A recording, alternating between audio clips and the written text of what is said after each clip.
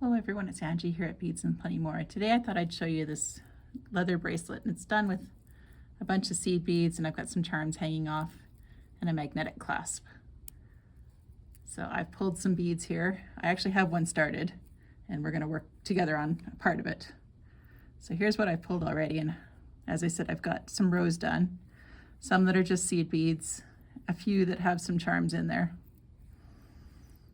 Charms hanging off, and we'll talk about how to do that, and some that just have a large bead or two, and then there's even a few that I'm going to leave plain. So when it comes to cutting cord length, you have to think about your clasp, because you're going to need to measure your wrist and then take out the length of the clasp, and that'll be your cord length. So when I'm measuring this clasp, I actually put the clasp together with the jump rings and everything, and bring the tape measure around so we can get it right way.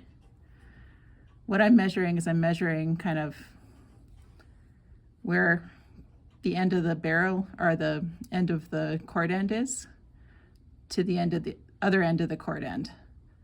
When it comes to picking a cord end, this one happens to fit about 7 pieces of leather. This is 1mm leather, but you could certainly use any cord end, and you might just have to adjust the number of pieces of leather that go into it.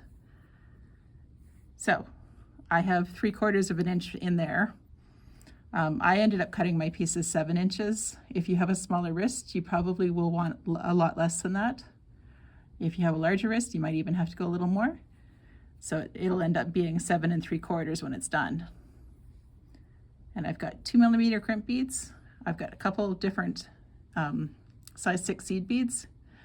So this is a mix, so I'm calling it one color, but it's a mix. I picked out some beads that had large holes, so I needed a hole that was big enough that it would fit the 1mm leather. And then I've got some charms, and I've got a bead I want to hang down, so it didn't have a big enough hole. Can't get that one on the leather by itself, so we're going to hang it as a charm, and I've got a jump ring to be able to do that. So I think we'll start with this guy. Slide him on first, and then I'm going to put a crimp bead on.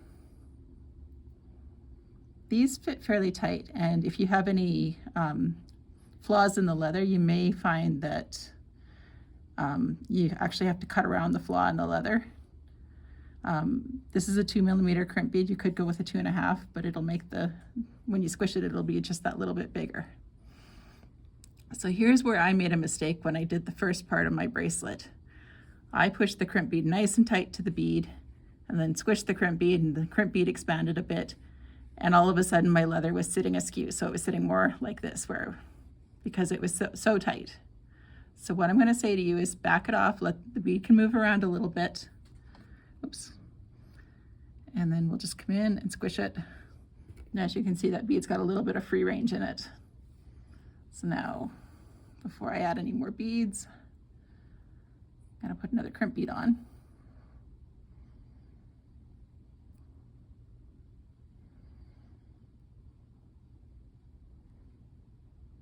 It's not cooperating with me a whole lot here. There we go.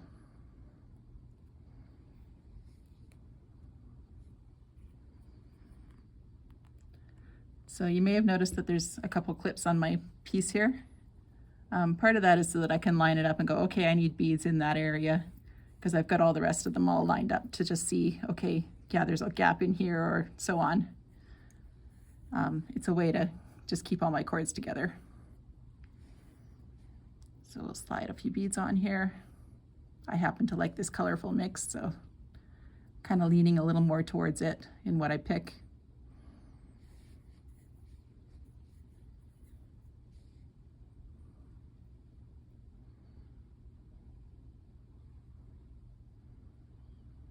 I think I munched the end of the cord a little bit. It's not cooperating as much as it should.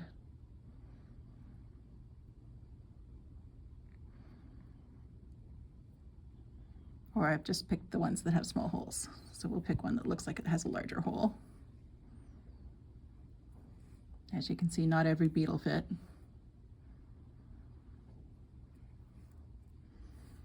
Slip another crimp bead on.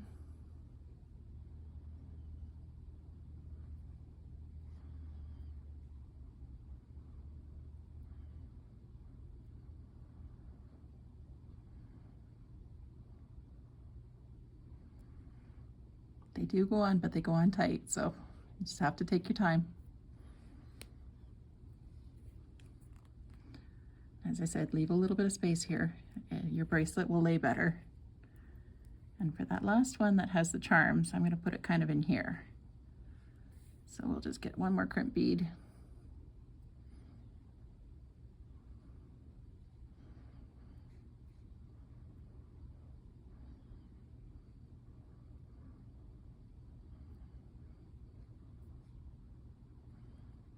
And I said it was kind of, this is the advantage of being able to lay it out. Yeah, kind of in there. All right, so let's talk about this little cluster of beads here, or bead and charm, I guess it is. So I've got a thin head pin here that I'm going to hang the bead down with. So if I take my round nose pliers, I'm going to create a wrap loop because this is a thin head pin. So I'm folding it over.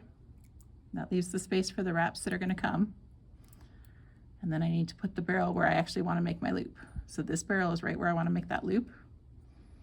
So it's going to come. I'll turn the pliers so you can maybe see it.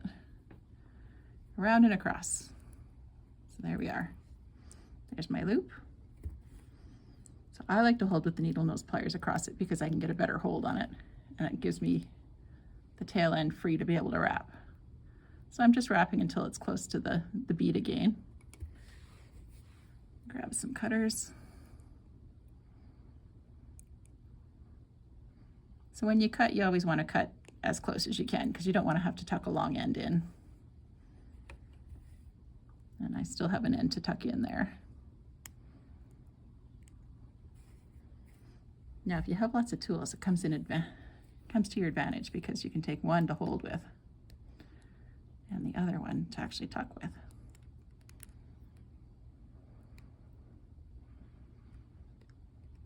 There we go. So now, if I take my jump ring and I'm going to,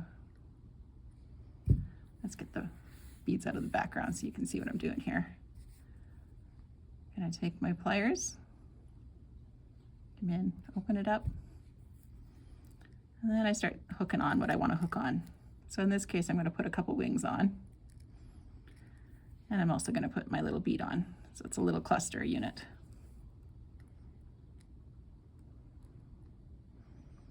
Bring it back together. Now I don't want it right next to the crimp bead, so I'm going to put a bead on first, one of the seed beads, the size 6 seed beads. I really did munch that end up. It is not cooperating.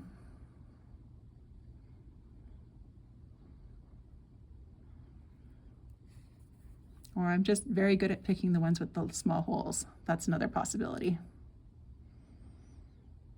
Because the stuff that I threaded before I got on camera, threaded a lot easier than these ones.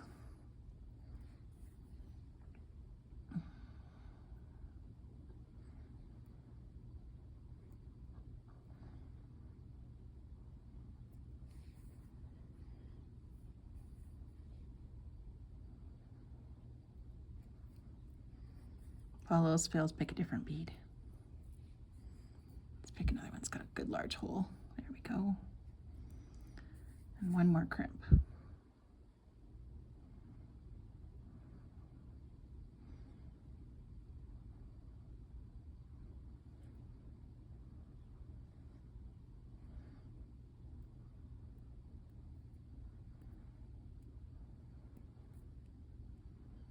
If you're ever having trouble getting a bead on, twist it on.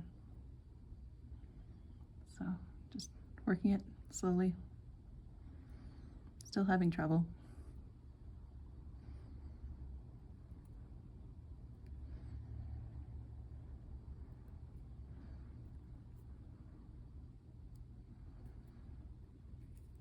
Maybe we'll just cut a little more off. This will just be that little bit shorter than the other ones, but I think with this particular pattern, it'll still work.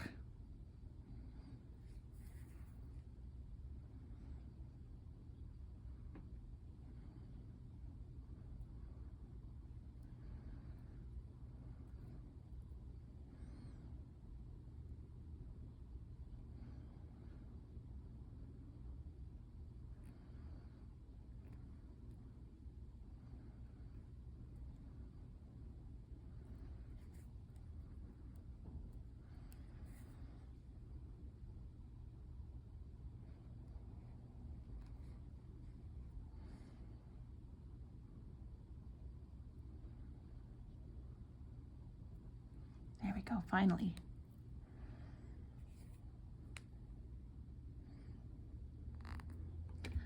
All right, so we'll add that into the bundle. Now, this is nice and flat the way it is, but my end of my piece here is round. And what I found worked best is to take a little piece of wire and just wrap all the cord ends so that they stayed together. So normally you would wrap inside the end. The reason I'm not doing it inside the end is because I couldn't get the end on after I did that, because I tried it first. But what we're going to do is, I think we'll put the glue in here.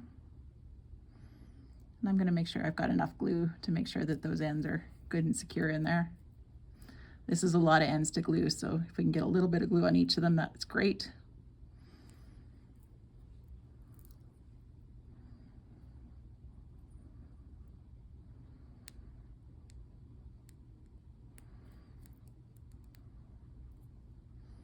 Nice part about E6000, it doesn't glue your fingers.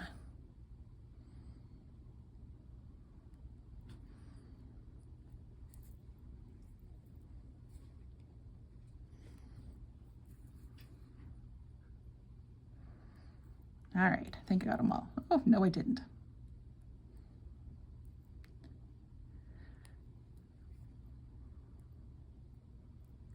So you work them all in, let the glue dry, and then once the glue is dried, you can actually take this piece off. So hope you enjoyed that. I'll get the other side done, show you a picture of it finished. Have a good day.